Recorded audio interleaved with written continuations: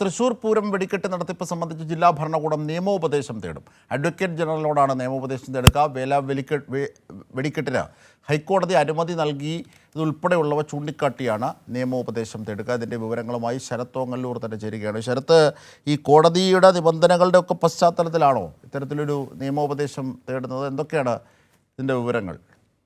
Ajimshad, April 30 Thrissur പൂരത്തിന് കൊടിയേറുകയാണ്. ഈ ഒരു സാഹചര്യത്തിൽ വലിയൊരു പ്രതിസന്ധി തൃശൂർ പൂരവുമായി ബന്ധപ്പെട്ട് നിലനിൽക്കുന്നുണ്ട്. കഴിഞ്ഞ ഒക്ടോബർ മാസത്തിലാണ് പെസോ നിയമ ഭേദഗതി കേന്ദ്ര സർക്കാർ നടപ്പാക്കിയത്. അതിന്റെ അടിസ്ഥാനത്തിൽ ഈ മാക്സിമിൽ നിന്ന് ഫയർ പോയിന്റിലേക്ക് 200 മീറ്റർ ദൂരം വേണം എന്നൊരു നിബന്ധന വെച്ചിരുന്നു.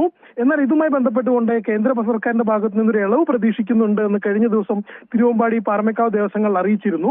ഈ ഒരു സാഹചര്യത്തിലാണ് തൃശൂർ പൂരം വെടിക്കെട്ടുമായി ബന്ധപ്പെട്ടുകൊണ്ട് ജില്ലാ ഭരണകൂടം ഇത്തരത്തിലൊരു നിയമോപദേശം തേടുന്നത്. കഴിഞ്ഞ മാസം നടന്ന വേല മഹോത്സവത്തിന് ഇത്തരത്തിൽ ഹൈക്കോടതിയുടെ ഭാഗത്ത് നിന്ന് അനുമതി ലഭിച്ചിരുന്നു. ഇത്തരത്തിലൊരു അനുമതി ലഭിക്കുന്ന സാഹചര്യം ഉണ്ടായത് തൃശൂർ പൂരത്തിനും ബാധകമാവുമോ എന്നീ കാര്യങ്ങളാണ് നിയമോപദേശം തേടുന്നത്.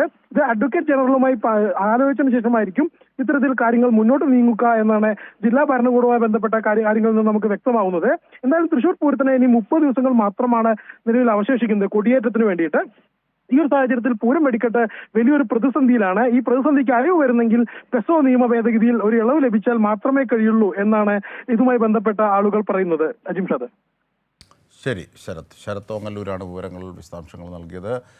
കേന്ദ്ര സർക്കാർ, മോദി സർക്കാർ ഏർപ്പെടുത്തിയ നിബന്ധനകളുമായി ബന്ധപ്പെട്ട് രൂപപ്പെടുന്ന ചില തടസ്സങ്ങൾ തൃശൂർ പൂരത്തിൻ്റെ വെടിക്കെട്ടുമായി ബന്ധപ്പെട്ട് രൂപപ്പെട്ടേക്കാം. ഇതിൻ്റെ പശ്ചാത്തലത്തിലാണ് ജില്ലാ ഭരണകൂടം ഇപ്പോൾ നിയമോപദേശം അഡ്വക്കേറ്റ് ജനറലിൽ നിന്ന് തേടുന്നത്. ഇതിൻ്റെ വിവരങ്ങളാണ് ഞങ്ങളുടെ പ്രതിനിധി ശരത് ഓങ്ങല്ലൂർ നൽകിയത്.